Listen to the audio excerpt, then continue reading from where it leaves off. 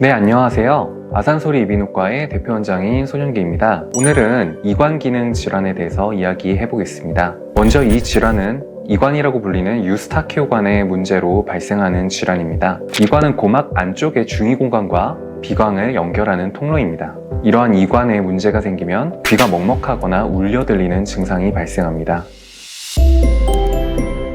먼저 이관의 기능에 대해서 이야기해 보겠습니다. 이관은 일반적으로 닫혀 있어서 코와 목의 세균이나 이물질들이 중위로 들어가는 것을 방어하는 기능을 합니다. 중위 공간의 압력을 조절하는 기능도 가지고 있는데요. 우리의 중위 공간의 압력이 외부에 비해 낮으면 고막이 안쪽으로 당겨지고 중위의 압력이 외부에 비해 높으면 고막이 바깥쪽으로 밀려나오게 됩니다. 이렇게 중위 공간의 압력에 변화가 생기면 이관이 열려 중위 공간의 압력을 외부의 압력과 균등하게 유지하는 기능을 하게 됩니다. 코를 푸는 행동을 통해 비강의 압력이 중위 공간보다 높아지면 이 이관이 자연스럽게 열리게 됩니다. 또는 하품을 하거나 침을 삼키거나 껌 씹기 등의 행동을 하게 되면 이관이 열리게 됩니다. 이러한 이관의 열고 닫는 기능은 텐서 벨리 팔라티니 머슬이라고 불리는 근육에 의해서 조절됩니다. 자, 이러한 이관의 기능에 문제가 생겨 이관이 쉽게 열리지 않으면 중위 공간에 높은 압력이 만들어집니다. 이렇게 되면 이충만감이라고 불리는 즉 귀먹먹함, 귀울림으로 표현되는 증상이 나타납니다. 물론 이러한 증상들은 메니에르 병이나 돌발성 난청, 턱관절 장애 등 다양한 원인으로도 발생할 수가 있기 때문에 청력 검사 및 고실도 검사나 이관 기능을 평가하는 검사 등을 통해 감별하게 됩니다. 코를 손으로 막고 코를 푸는 행동을 하게 되면 비강 내의 압력이 올라가고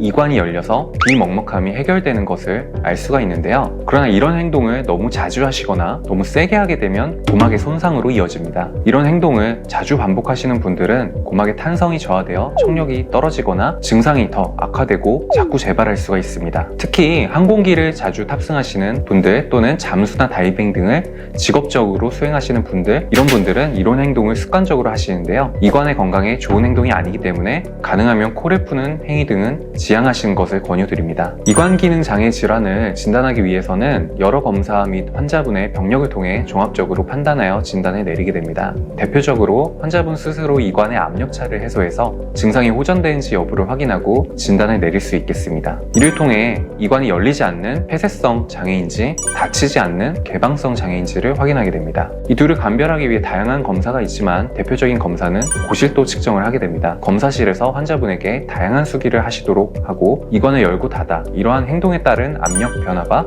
원활하게 이루어지는지를 확인하는 것입니다. 이관 기능 질환의 원인에 대해서 이야기해 보겠습니다. 이관의 기능은 나이에 따라 변할 수 있습니다. 유소아나 노인 환자들의 경우 이러한 기능이 떨어져 있는 경우가 종종 있고요. 비염과 같은 알러지 질환이나 감기에 걸리는 경우 이관에도 영향을 미칠 수 있습니다. 중이염이 이관 기능에 문제를 일으킬 수 있고 반대로 이관 기능 문제가 중이염을 발생시킬 수도 있습니다. 위식도 역류 질환을 가지고 계신 환자분들도 이러한 문제가 발생할 수 있습니다. 자, 먼저 이관이 닫혀서 열리지 않는 폐쇄성 이관 기능 질환과 치료에 대해 이야기해 드리겠습니다. 먼저 생활요법을 들 수 있습니다. 침 삼킴이나 껌 씹기, 하품하기 등을 자주 하셔서 이관이 열리도록 만들어 이관의 기능을 회복시켜 호전될 수 있도록 유도하게 됩니다. 다음으로 약물 치료를 시도해 볼 수 있는데요. 이관이 계속 닫혀 있는 것으로 진단이 되면 이러한 폐쇄를 호전시키기 위해 비충혈 완화제, 그리고 항히스타민제, 비강 내 국소 스테로이드 제제 등을 사용할 수가 있습니다. 다음으로 수술적 치료도 고려해 볼 수가 있겠습니다. 이관 문제가 약물 치료로도 장기간 조절되지 않거나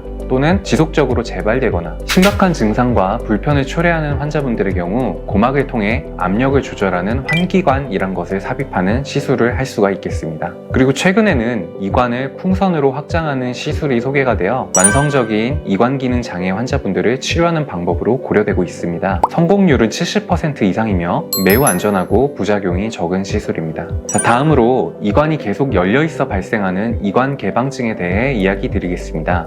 이런 경우 특정한 자세 변화에 따라서 자기 목소리가 귀에서 크게 울리는 공명 현상으로 불편을 겪습니다. 자가강청이라고 부르게 되는데요. 이관의 기능 저하 또는 급격한 체중 감량이나 임신 등에 의한 신체 상태 변화로 유발될 수 있습니다. 진단을 위해 환자분께서 호흡을 하시고 따라서 고막이 얼마나 움직이는지를 확인하여 진단에 도움을 받습니다. 위식도 역류증이 있을 경우 역류된 위산이나 담즙이 이관을 통해 중위로 들어오고 상태를 더 악화시킬 수 있기 때문에 이러한 점도 고려가 필요합니다. 체중 감량으로 인해 발생한 경우 다이어트를 중지하시는 것을 권유드리고 비염 등의 질환으로 비충혈 완화제 또는 스테로이드 사용을 하고 있다면 중단하시도록 권유를 드립니다. 수분 섭취를 많이 하는 등 생활요법도 도움이 됩니다. 이렇게 해도 안 될 경우에는 시술적 치료로 자가 연골이나 치료 물질을 이관에 주입해서 부풀리는 방법이 있겠습니다.